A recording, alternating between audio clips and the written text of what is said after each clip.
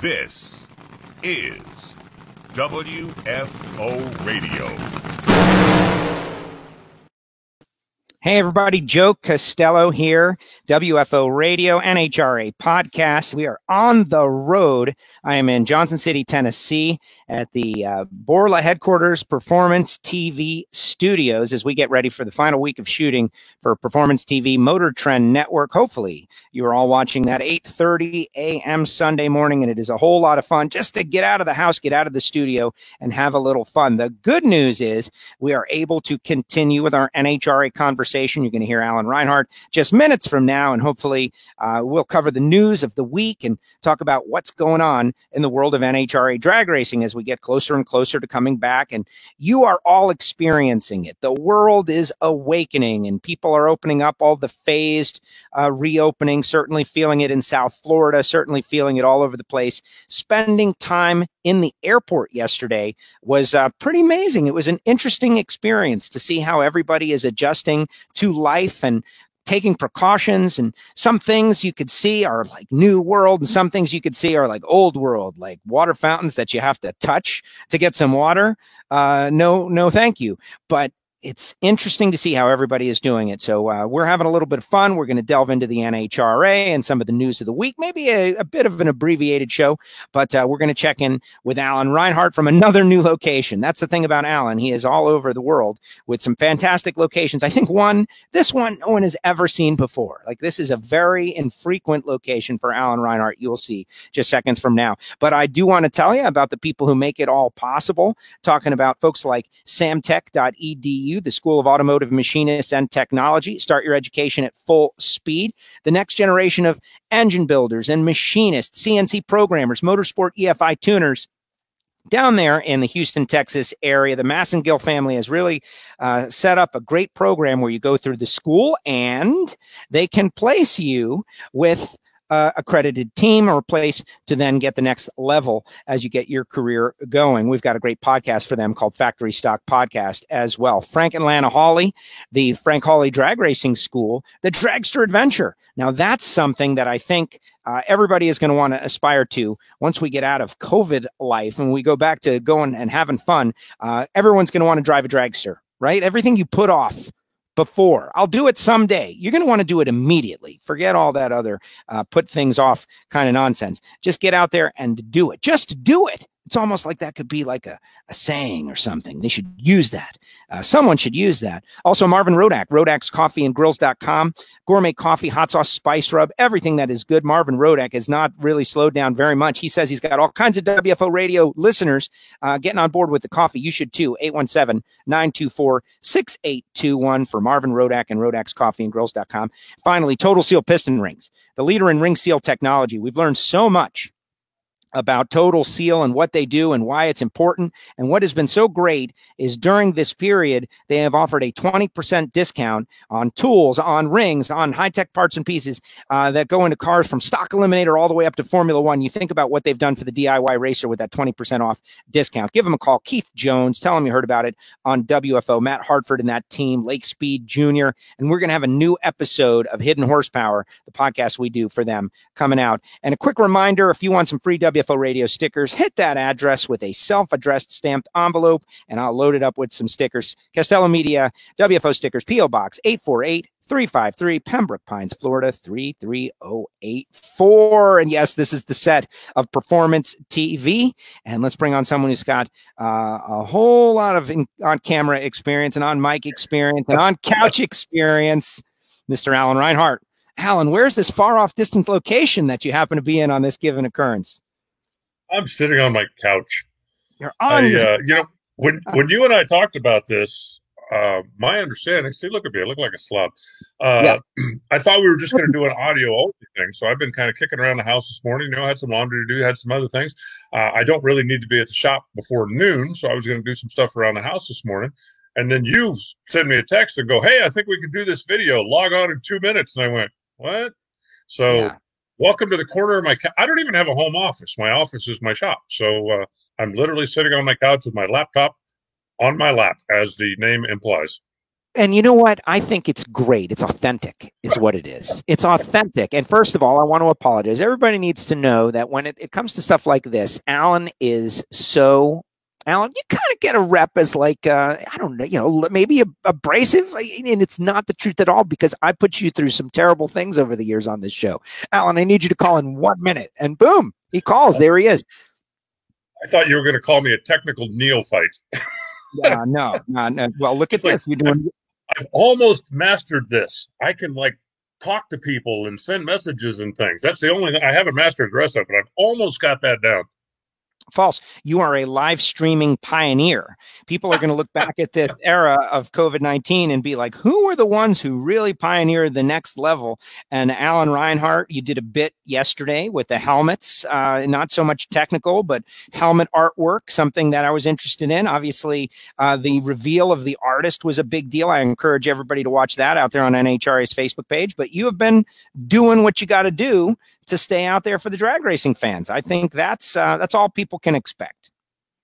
Well, content obviously is something that everybody's searching for right now. When we don't have any cars on track and we don't have any racing activity really to cover, at least from a national event scale or from a regional scale. And fortunately, I've got a pretty decent collection in my shop. I call it my museum, but because what happens in the NHRA professional world, whether it's pro stock, whether it's motorcycles, whether it's nitro cars, is literally so vastly different from any other performance stuff. I know a lot of guys that build a lot of circle track motors, let's just say for the local guys out here, guys that build, bracket motors, even if they're 500, 600 cubic inches, but still marvel at some of the technology that goes on in the professional ranks. And so I've put together kind of a collection of stuff at the shop, just for me, my little private museum. And so I've been going through some of that and doing some comparisons with, I did one a week ago that was camshafts. I got a big block Chevy roller camshaft and put it side by side with a pro stock camshaft, and got a ton of feedback from people that are just going, I had no idea that was the kind of stuff they were doing.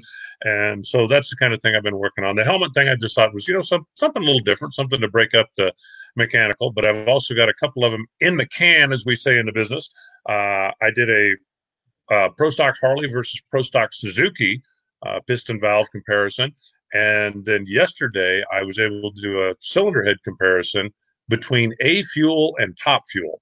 And as I said in the piece, that it'll be on the Facebook page probably in a week or so. I think a lot of people, casual fans, will look at an A fuel dragster and wonder, well, why don't they just put a blower on the thing and run top fuel? And I think the casual fan doesn't realize just how different they are. An A fuel car is completely different from a top fuel car. And I was able to get some parts and pieces so we could do a little video comparison. And I think people will find that pretty interesting as well. But that's been, something that I've been doing just to, kind of keep busy and try to keep some fresh content up for NHRA until we can go racing again. And hopefully it won't be long before we go racing again. By the way, are you okay with shameless plugs? Yes, this whole show is designed around shameless plugs. That's the whole root of it. Prime Directive. Texas Motorplex this coming weekend. They have got a regional race going on down there. It'll have alcohol cars. It'll have top dragster, top sportsman. It'll have the Midwest Pro Mods. It should be a pretty wild show. And because they're not allowed fans, they're going to do a pay-per-view live stream. It's $15, but if you're really missing out on drag racing, it'll definitely be worth the $15. I'm sure it should be some wild activity with alcohol cars, with alcohol funny cars, with pro mods, with a lot of fast cars down there. So it'll be $15, and if you're really missing drag racing, jump on board with that. It should be a great show from the Texas Motorplex. I agree. I think now is the time where you really should be thinking with your dollars how you can support the things that you really like the most. And in our case, drag racing, right? They're out there early. They're in Texas. They're bringing the teams. The teams are going there. Like, this thing needs to be successful. And so I like it. I know that Sunday afternoon, sitting down in front of a little NASCAR racing, it was different, but it was so welcomed to be able to just veg out and watch racers and race cars and hear about things that were not COVID related, any of those things, and just get back to some level of familiarity to do it with drag racing and alcohol cars. And from what I hear, there's going to be some real big names there. I think both champs are going to be there in the alcohol ranks. I've seen Belmir promoting and Megan promoting, and so why would you not? No, I think it's going to be a great show. Everybody's been sitting around for so long that the opportunity to get back on track is something they're going to jump at. So qualifying should be a heck of a show, because you're going to have to really fight your way into that mess. And then whoever gets out of there with a trophy is going to deserve it. There's no doubt about that. The competition level is going to be off the charts. And if you haven't seen the Midwest Pro Mods, they are a ton of fun to watch. They put on a wild show. Al Tucci is going to be down there calling the action. So if you feel the need to be hyped up, Tooch can make that happen for you. I promise. He's one of the huge, larger than life personalities in the announcing game, and he's going to be down there part of it. I believe Bob Unkerfer is going to be there as well. I don't know that for sure, but I think they're going to have plenty of talent on the microphone, and they're definitely going to have plenty of talent on the racetrack. It should be a fun watch. I am going to be watching.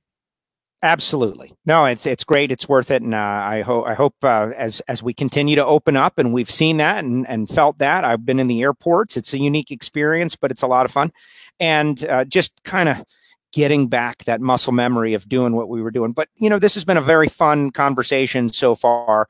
I do want to bring up a news story, a couple of them, in fact, that were, just definitely negative stories, but it affects the NHRA community here in our conversation. And this is someone that I had a couple of good quality interactions with over the years. I know you have had, talking about the passing of Sean Gann, pro stock motorcycle racer, colorful personality.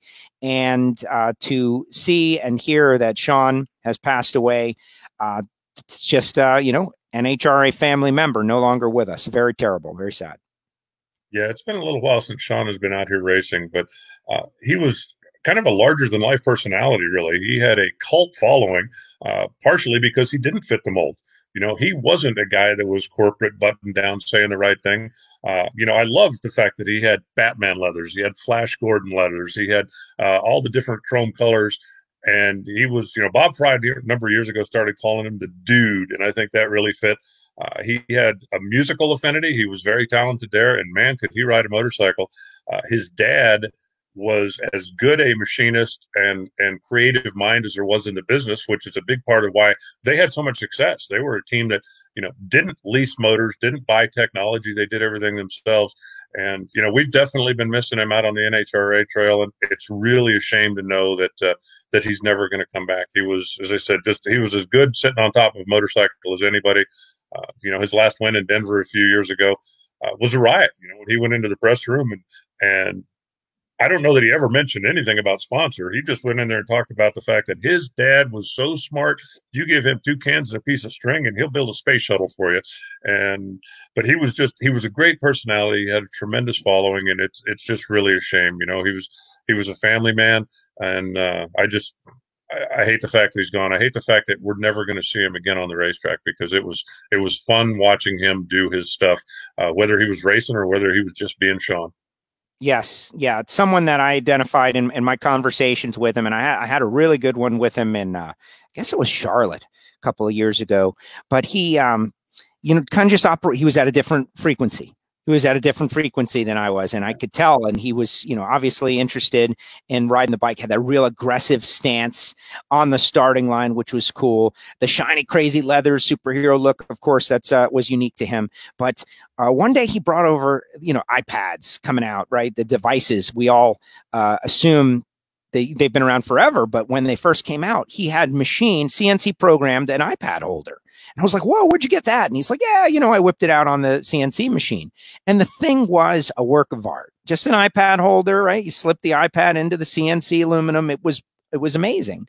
And it just, the level of talent and ability that some people that are involved in drag racing that they have, that you might not even get to know about because it's something else that they're doing.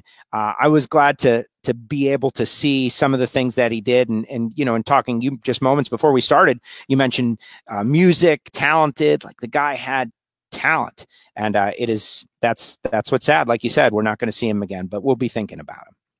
Yeah, it was not uncommon at all if you were walking through the pits to see him, sitting in the hauler, sitting in the coach with a guitar in his lap. If he wasn't on the motorcycle, that he still at one point in time there was a big debate on whether he was going to try to make a living in music or try to make a living doing the racing stuff. He ended up opting for racing. I'm sure a big part of that was because of his father, because his father was such a talented machinist and such a bright mechanical mind that he decided to go that direction. But he never really completely walked away from the musical side of it. And yeah, he was wired a little bit differently, I think, and that's okay. We don't need everybody to be the same.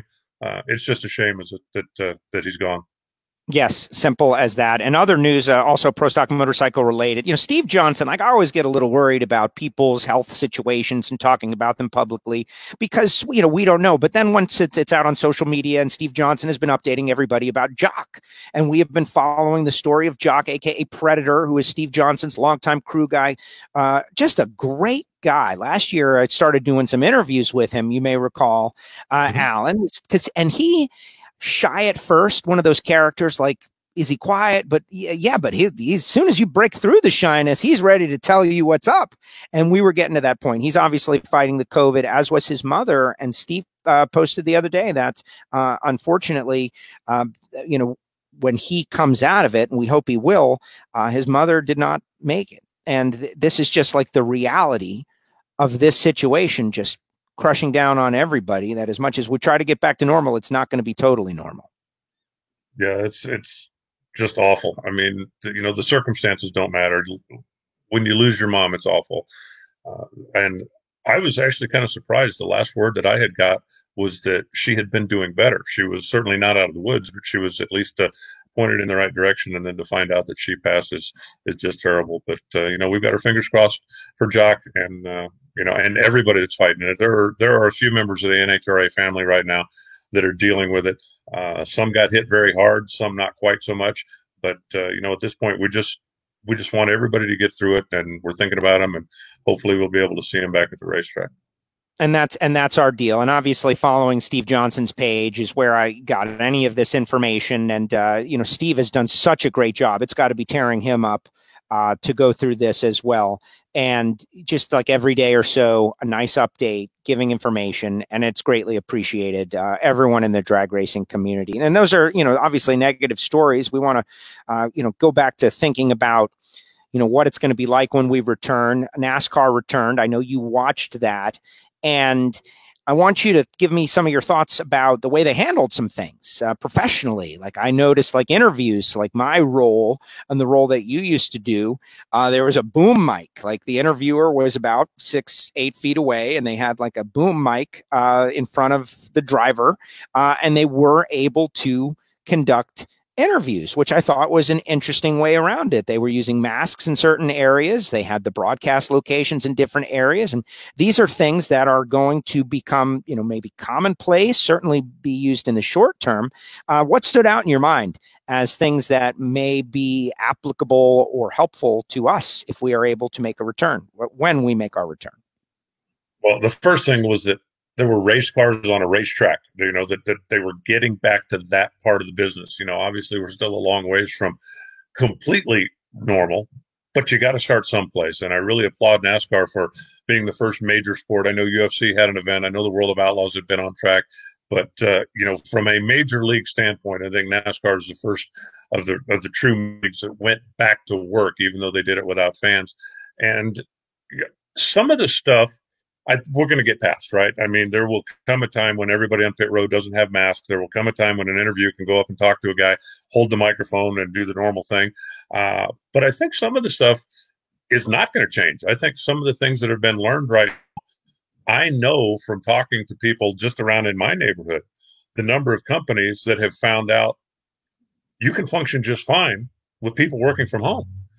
And if that means that, you don't need all of this office space, or you don't need all of this stuff because some of this stuff can happen remotely. And, watching the broadcast, if they didn't tell you that the replays were coming from California, the graphics were coming from Charlotte, I don't know that anybody watching the broadcast would have known that.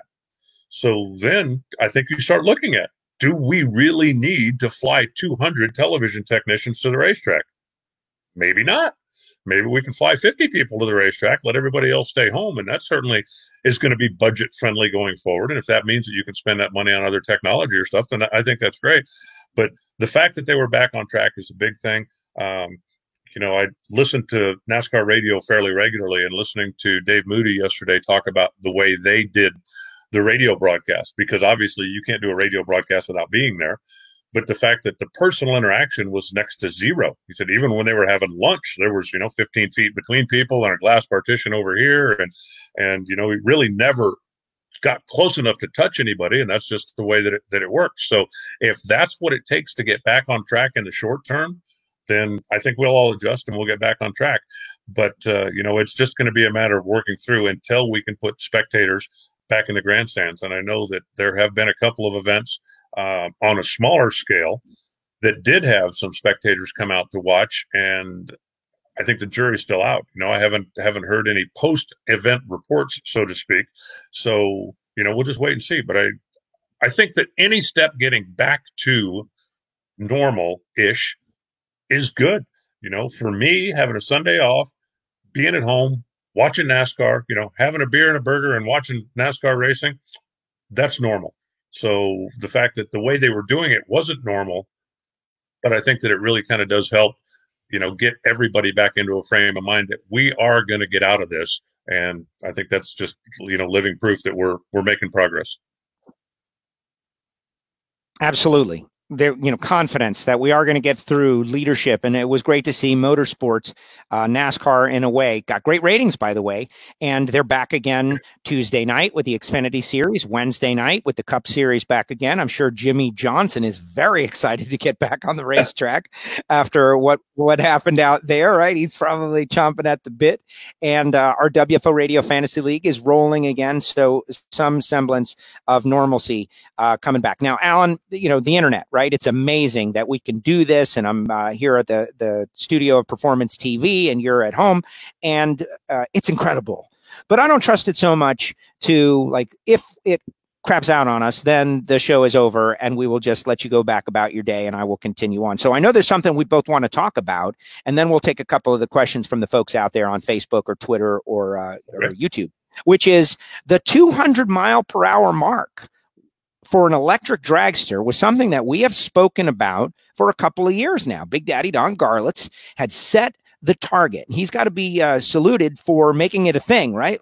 Well, the thing happened, and it happened at your home track in your part of the country with one of your local racers. They went out there, went like 185, tuned it up 10%, went 201. It was on Cycle Drag. We put it on our Facebook page, but this is a huge deal if you believe in milestones and records. So what do you think about this coming right out of Tucson? Well, I thought it was very cool. And, for the record, Steve Huff, who owns the car, drives the car, set the record, is actually out of Seattle. He's not a local racer here in Arizona. And the reason they did it here was because they couldn't do it anywhere else. He reached out to Jason Fiorito, the Pacific Raceways, and was told no. He reached out to the folks at Woodburn, the Severance family, and weren't allowed to do it because Oregon is under lockdown orders. They have been working with AEM, and anybody that's got like a tuner style car, electronic fuel injection, I'm sure is familiar with AEM. Well, some of their technology is what drives the electric part of this car, which is, it's the controllers and the way they apply power and stuff it's completely beyond my comprehension. But the guys at AEM were very involved with that. So they had taken the car down there. AEM is based in the LA area, and they had taken the car down there and had actually tested a couple of times at Fontana in the past. But they were told again that, no, you can't do it here. So basically, you get out your map of local drag strips and start making phone calls. And when he reached out to Matt DeYoung at Tucson Dragway, Matt said, come on, bring it. And Steve recalled having raced in Tucson a number of years ago. He has a Nitro Harley. He also runs a hydro. He runs an offshore boat. So he does a lot of different racing. But he had remembered a few years ago being at Tucson, remembered it was a great racetrack, and then said, you know what, that'll work. Let's load the thing up and go there. And they did. And the 201 was a little bit of a surprise because they came with that goal. But on the run where they made it, his goal was just to outrun Don Garlits. Garlits had been 189, which was the all-time record. He wanted to go into the 190s, and then they wanted to come back tomorrow and try to do a little more pomp and circumstance. But it ended up going 201.07. and breaking the milestone. Came back the following day and ran 200 again. I was actually there and witnessed the second one. So, like mission accomplished, and they believe there's quite a bit left. And again, from a technological standpoint, this, think about this, okay? 800 volts of DC power, like 2,600 amps of DC power that goes through 4 controllers, is transformed so that the motors that run this car are actually 220 volt 3-phase AC motors driven with a chain. And picture the drive axle is like a go-kart. Literally, it's a live axle. It doesn't have a conventional rear end. It's got 4 motors, but they're in 2 housings. There are 2 motors that are stacked in a housing, and 2 of those transverse mounted, 2 chains that run back to the axle. And that part of it, is kind of rudimentary, right? You got a motor here, you got a chain driving the axle, and okay, let's put power to it and go. But the thing is just amazingly technical, and it was fascinating. Obviously it's very quiet, which makes it a whole different thing. But mission accomplished for these guys. They have broken the 200-mile-an-hour barrier, and hopefully that'll light the fire under some of the other guys to see if they can come get the record. You're only going to be the first to 200. That's going to be Steve, no matter what. But somebody's going to run 205. Somebody's going to run 210. Somebody's going to get the record. I guarantee you, Don Garlits is not the kind of guy to give up. I think, if anything, that this will motivate him even more. Well, exactly. And some of the debate, and we got celebs walking in. I got Lake Speed Jr. over my shoulder getting ready for a little total seal here on Performance TV. It's very exciting. But at least there won't be any controversy like there is with the combustion 200 mile per hour record, right? Where there's like 3 guys all pulling for it. This one is pretty cut and dry. But the good news is maybe this is exactly what it took, because, Garlits has been working on it, but he hasn't really had competition to go out there and drive forward. Now, who's going to be the first to 210? That's my question. Who's going to be the first to 250? I think the race is genuinely on now that we've gotten to the milestone. The only negative that I've seen is I've seen some combustion guys, and I am definitely a combustion guy now that we have those things. But I am interested in all racing tech. Some things I can wrap my mind around a little bit better than others. Like all that stuff you just said, I was nodding, and I know the light goes on when I flip the switch, but I know not to touch it and keep water away from it. But when it comes to electricity, it's just not my bag. But I find it interesting that you can accelerate a machine with batteries to 200 mile per hour in a quarter mile. So let's get a war going and see how it goes. And hats off to Tucson Dragway for letting them do it. I think maybe that's part of the lack of publicity, is that it was at a, I don't want to say a closed facility, but a test event, perhaps. Yeah, could be. I mean, but there is video proof. There was a live stream going, as you mentioned, on the cycle website, because Steve is a motorcycle racer, so he's got connections in that world, and they wanted to come watch him try to attack, this new challenge. But yeah, and I've seen some of the pushback from the combustion guys too. It's like, whoa, that's it. Drag racing's dead to me. I'll never. And it's like, seriously? Yeah. An electric car went 200 miles an hour. That's a big milestone. If you think that means that Top Fuel is never going to run again, I just don't know how you make that leap. I applaud the technology and the fact that the milestone, it has nothing to do with nitro racing. It's not going to stop nitro racing. It's not going to have nothing to do with it. And for every one of those guys that said, well, this is stupid, this is ridiculous, I could care less, I guarantee you, if we were in Gainesville and Top Fuel had just finished up, and we said, hey, guys, before you head back to the pits, Don Garlits is going to come out here with his electric car, and he's going to try to set the record. Do you want to sit and watch that? Everybody would sit and watch that. Yes. To watch somebody set a record. Not to watch somebody take over the sport. Not to watch somebody completely obsolete Top Fuel cars, because that's ridiculous. But to watch somebody set a record. Joe, you were there. Pomona, the E-Copa. Yes. What did it sound like when that thing went in the nines? The crowd went wild. In fact, and here's a question that someone has, and I'll weave them together: the opinion of racing without fans. As a fan, I want racing back badly, et cetera, and so on. But without fans, I don't know, Alan. In our sport, the one thing that we really miss out on, and we all just got done watching The Last Dance, the Michael Jordan doc, and it was amazing. John Forrest talks about it all the time, but it's metaphorical, because the roar of the crowd. You don't hear the roar of the crowd because you hear the cars. And when that eCopo put up the number on the board, that you could hear the crowd. And that was such a unique moment. I can think of maybe 5-6 moments. Erica beating Greg at the finals, Erica winning in Houston, races like that where the crowd's unified enough in drag racing to have a genuine touchdown style roar of the crowd. With the electric car, you could all of a sudden hear the crowd. So it made the fans important. And I don't know. I think there's something there. Of course, I love combustion. I love the sound of the engines, but having a balance, being able to hear the human factor and the fact that they approved of that Copo moment, that made it special. So yes, there's something there, and we'll just have to see how it evolves. See, what I think made it special was, one, the car's unique. Two, the team came in with a stated goal. We are attempting to do this. This will set a record. This will do something that's never been done before. That's our goal. We're not coming here to put everybody else out of business. We are coming here with a stated goal with something completely different. And when they did it, the Welcome Center, NHRA's Welcome Center, was deluged by fans going, "Where's the electric car? I want to see the electric car." Not because they thought it was going to take over the sport, but because it was a piece of new technology and people wanted to see it. They were interested in it. They got to see it accomplish a record. And I think it's the same thing with the electric cars. I would love to see them get integrated into some of our events. And I don't mean bring on an electric class and bring 50 of them and let's run them.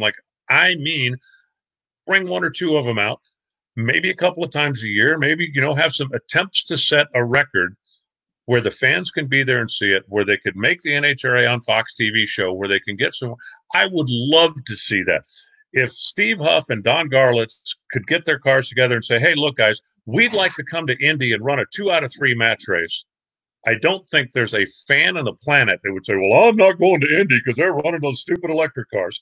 I think everybody would want to see that, to see them achieve a record, to see them chase a record, and to see the technology. And I guarantee you that the crowd at their pits would be as big or bigger than anybody else's pit, because people want to see something different, something new. I'm said, not 100 of them. Bring me a couple of them, and let's do an exhibition race, and let's see if somebody can set the record. I think that'd be great. I think it'd be good for drag racing, and I think it's just good all the way around. New technology is not a bad thing.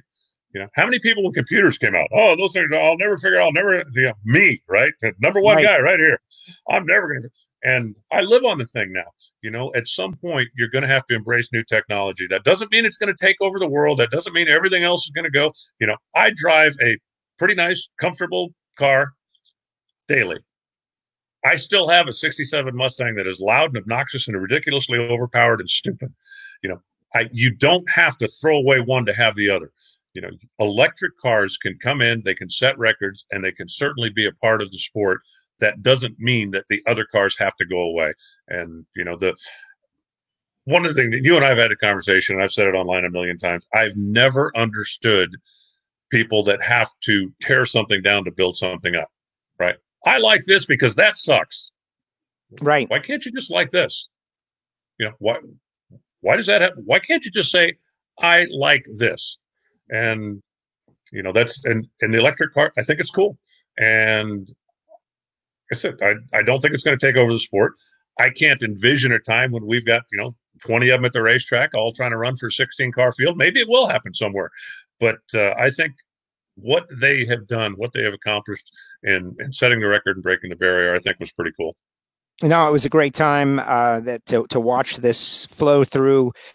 There's going to be an electric Cobra jet now. We often goofed that the eCopo needed an eCobra jet to make it a race, and that will be fun. You may recall last year at the Gator Nationals, we put the Legends and Camrys, and the crowd was cheering them on. So whatever it is, you make an event out of it, it'll be a good deal. And let's see, here's one more. Put the electric cars in Comp Eliminator, because that's a class about innovation. That's what I feel like too, that they can figure out a home forum and Comp Eliminator, let them make some runs. They're going to have a tough time with reaction times. They're going to have a tough time against the gas cars that are raceability, right? Like making a run and racing are two totally different things. And so we've seen these cars run down the track. When you put them in racing situation, it's going to be a totally different thing for them.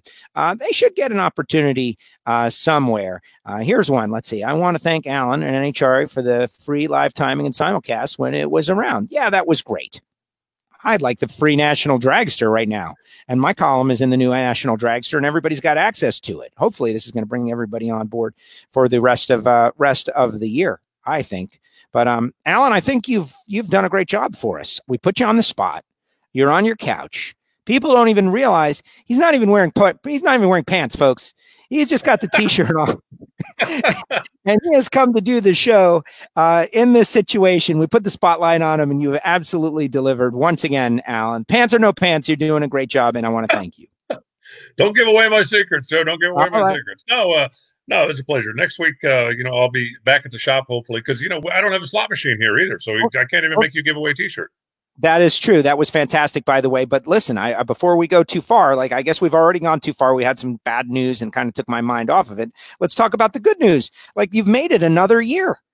Isn't today or tomorrow or yesterday? This is Alan's birthday week, Alan Reinhart, and you are about to turn 58 years old. Am I correct about that? Oh, come on, 57. 57. Okay. Well, I know you're 10 years approximately older than me, and I'm 47, so you're really 9 years older than me because I am already 47. So happy birthday. How do you feel? You've survived another one. You made it. Yeah. Almost. I am a big believer that birthdays are the healthiest thing that you can have because the more you have, the longer you live. It's as simple as that. So my goal is to remain healthy by having birthdays. I don't know if, the logic of that works, but that's what I'm going to try to do. No, thank you for the birthday wishes. Looking forward to tomorrow. It's really nice of NASCAR that they're going to race on my birthday. So I'll get to watch that tomorrow evening. But no, it's great. Please don't anybody in Kansas take offense to this.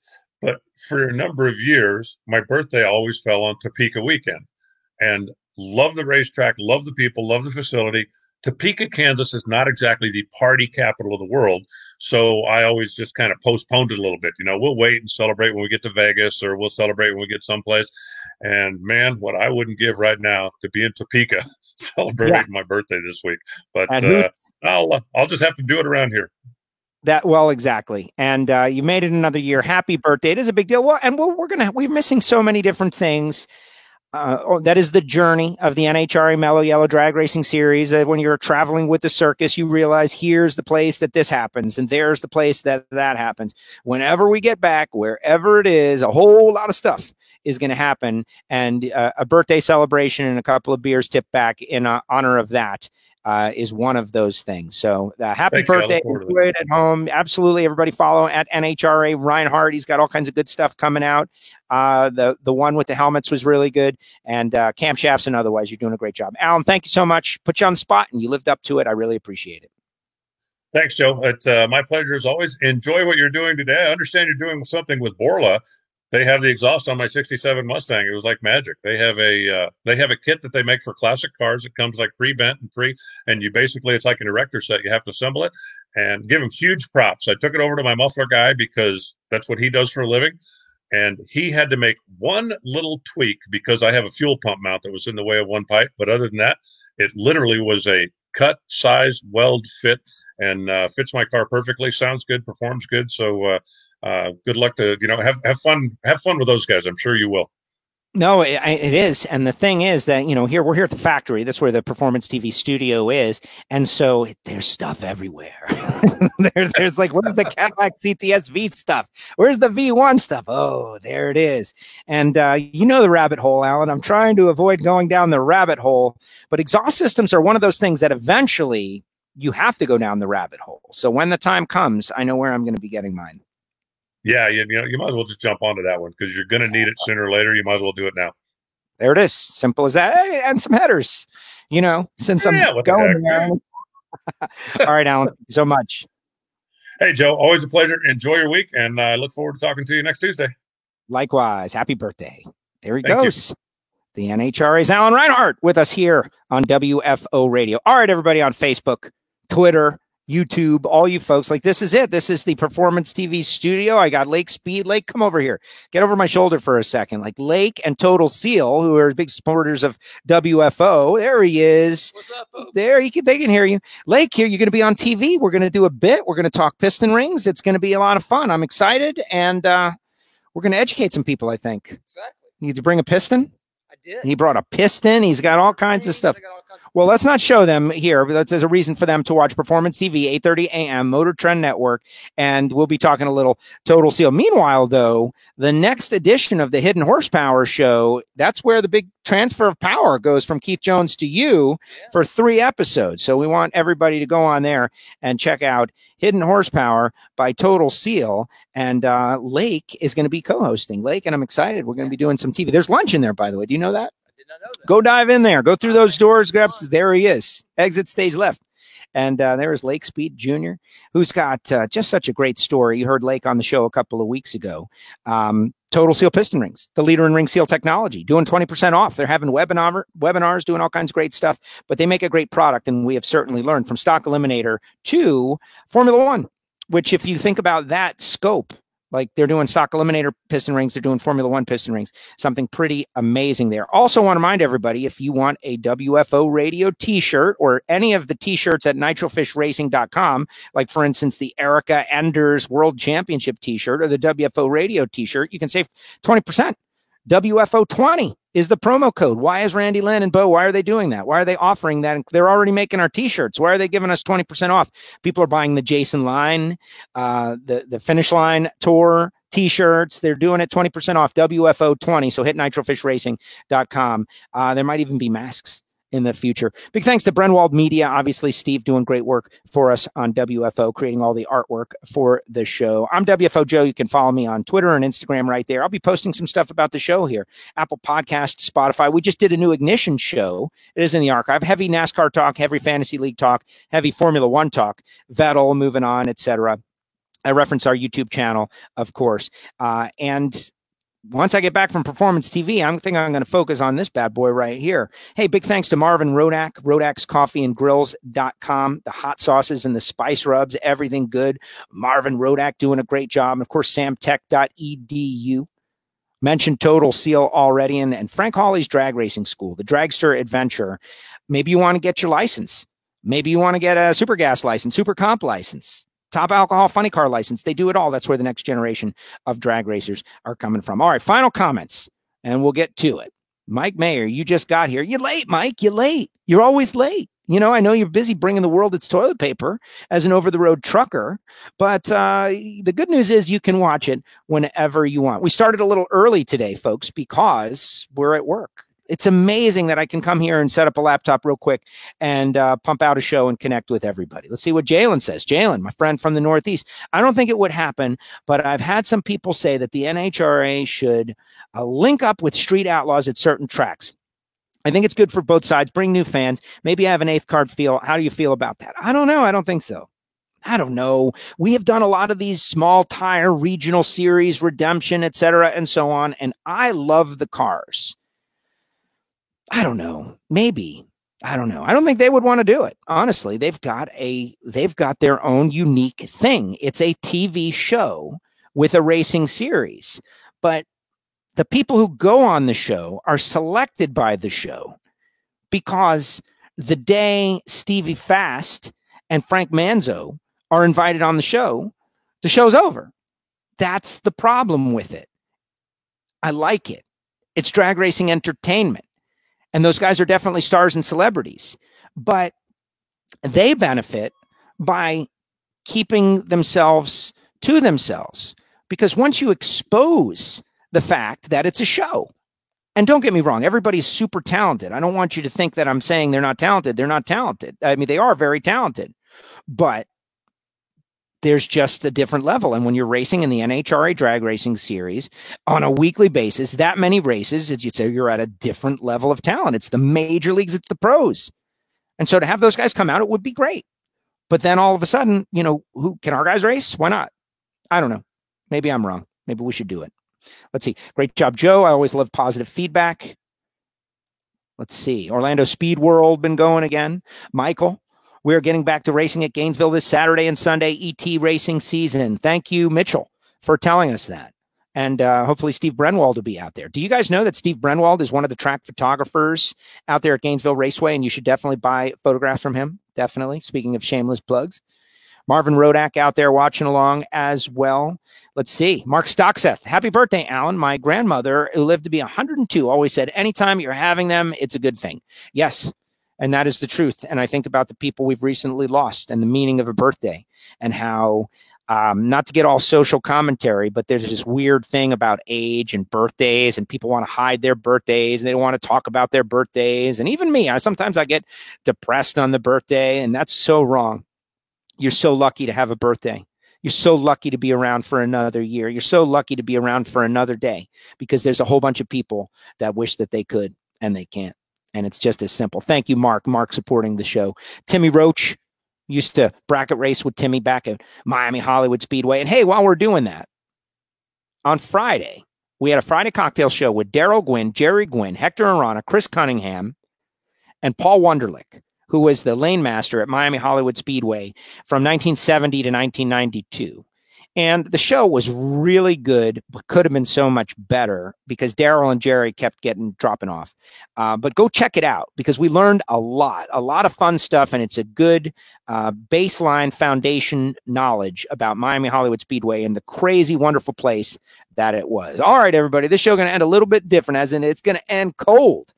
We are here at Performance TV, getting ready to do some shows, going to have a lot of fun, talk a little Total Seal. I want to thank you for watching the show and sharing the show and starting a watch party, all of those things. We really appreciate you guys. And Thursday, no show. Friday, happy hour, yes. So make your plans. We'll do it. Big thanks to the sponsors, the people who make it all possible. Don't forget to subscribe to the podcast, and that's going to do it. We'll see you next time right here on WFO Radio.